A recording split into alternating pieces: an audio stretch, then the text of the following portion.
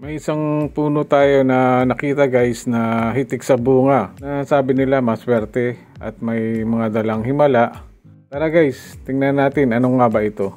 Bilog at kulay green na tila pakwan ang hugis nito at kapag binuksan mo ito, ang laman nito ay parang guyabano. At naniniwala sila na ang benefits nito ay maganda sa kalusugan ng mga tao. Ito guys yung kalabas o miracle fruit tree.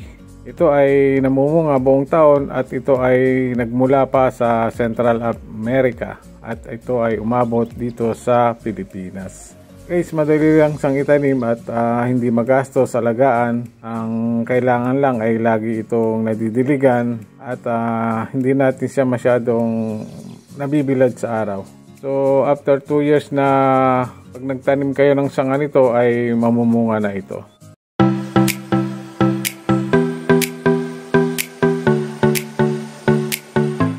Hello po, welcome back to my tutorial tube channel. So for today's video, dun sa nagtanong kung tumubo ba yung ating calabas tree na tinanim. So tatlong klaseng pagtatanim yung ginawa natin dun, no? Pero isa lang yung tumubo. So itong ginamitan natin ng aloe vera. So yun yung tumubo. So ngayon guys, gagawa tayo naman ng juice, yung bunga niya, no? Yung miracle fruit niya, gagawin nating juice. So guys, ito na nga yung ating bunga ng miracle fruit o yung calabas fruit, yung calabas tree na kinuha na natin, no? So magulang na ito, medyo nagdidilaw na, no? Ayan. So biyakin na natin, gagawin na natin siyang juice. Okay. Ay, tumalab. Tayo tumalab. Ayun. So medyo matigas yung bunga niya.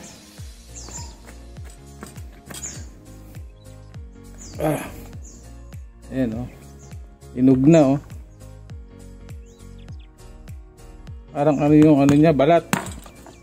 Parang buko.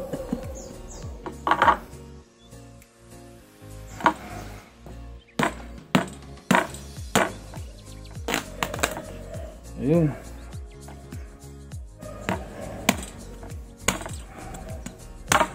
Na ano yung balat niya. Parang ayan guys, oh.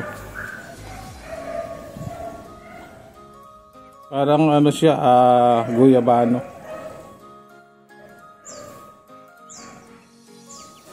Yung amoy niya ay parang di ko maamoy. Naamoy pero medyo mabango naman. Hindi naman siya mabaho. So kukunin natin yung laman, no. So yun guys, no, ubusin lang natin yung laman nito. And tsaka natin siya ilalaga.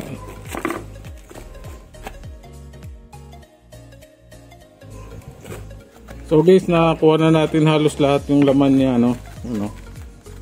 Then pakukuluan natin to ng 45 to 1 hour. Para yung katas niya ay ano. Hindi natin siya lalagyan ng tubig, no. Medyo durog-durogin natin yan. Para mas madali siyang ano, talagang maluto. So tara guys, salang na natin.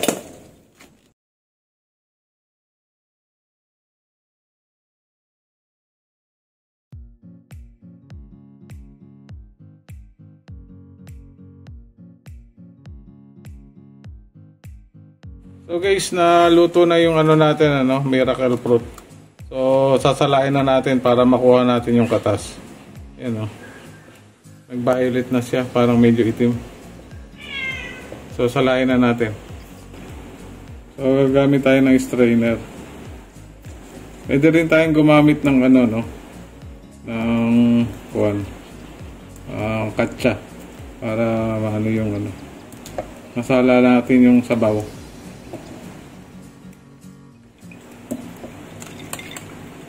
Ganun lang, oh.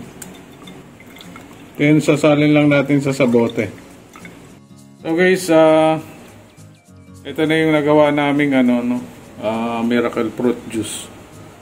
Halos may 1 litro siya, no, nung naluto. So tara guys, tikman natin. So guys, titikman na natin yung ating yung nagawang miracle fruit juice. Almost 1.5 liter yung nagawa natin. Nilagay lang natin sa isang glass jar. So nagsalin lang ako dito, no. Ayan, to. So tikman na natin.